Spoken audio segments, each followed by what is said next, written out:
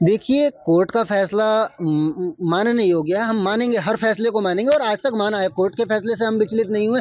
हमारा हिंदू समाज जब कोर्ट गया, कोर्ट के भरोसे पर ही तो गया।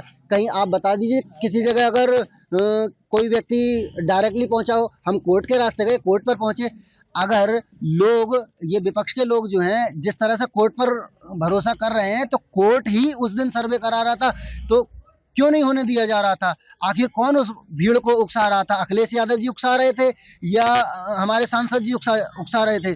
उस दिन कौन ऐसा व्यक्ति था जो कि कोर्ट के फैसले को मानने से मना कर रहा था और कोर्ट की दुहाई दे रहे हैं बार बार? और देखने का विषय ये है कि उस दिन अनुज चौधरी जी के पैर में भी गोली लगी थी।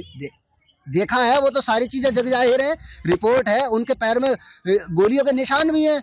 इसके साथ साथ जो हमारे एसपी साहब हैं, उनके पीआरओ साहब हैं, उनके भी गोलियां लगी हैं। पुलिसकर्मी और भी घायल हुए हैं, हालांकि मरा नहीं। लोग क्या ये चाहते हैं कि भारत में पुलिस मृत्यु को प्राप्त हो, कोई व्यक्ति मारा जाए? कोई भी भीड़ इकट्ठी करेगा और पुलिस को मार लेगा, प्रशासन को मार लेगा, तो फिर न्याय कौन करेगा? आखिर कोर्ट न्याय करे, प्रशासन न्याय करे? प्रशासन का काम न्याय करना है, न्यायालय का काम न्याय करना है, तो वो न्याय करे। जो सत्य है उस पर जो भी कार्रवाई हो वो करे, एक पक्ष को सहारा ना दे। देखिए, कोर्ट के हर फैसले का स्वागत है। उस दिन भी कोर्ट के ही आदेश पर सर्वे हो रहा था और अनुज चौधरी जी की जो ड्यूटी लगाई गई थी, वहाँ पर जो सर्वे की टीम थी उसकी सुरक्षा के लिए लगाई गई थी। और उस दिन हुआ क्या था, आप उससे पहले की दंगा होने से केवल 10 या 15 मिनट पहले की आप वीडियो देखेंगे कि अनुज चौधरी जी किस प्रकार से वहाँ जो भीड़ इकट्ठा हो रही थी लगातार, उसको समझाने का प्रयास कर रहे थे। बोले, भाई अंदर तुम्हारे साथ के भी लोग हैं, दूसरे पक्ष के लोग भी हैं, केवल सर्वे कर रहे हैं, देख रहे हैं, अगर दूध का दूध पानी का पानी हो जाएगा, सामने आ जाने दो।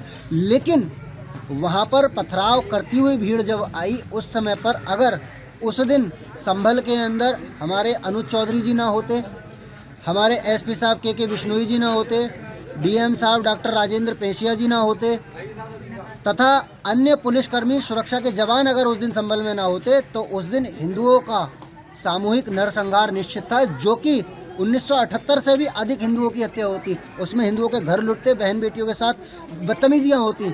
अगर उस दिन संभल में प्रशासन अगर अपना काम नहीं करता, तो इस प्रकार से घटना को अंजाम दिया जाता कि आप कल्पना भी नहीं कर सकते थे।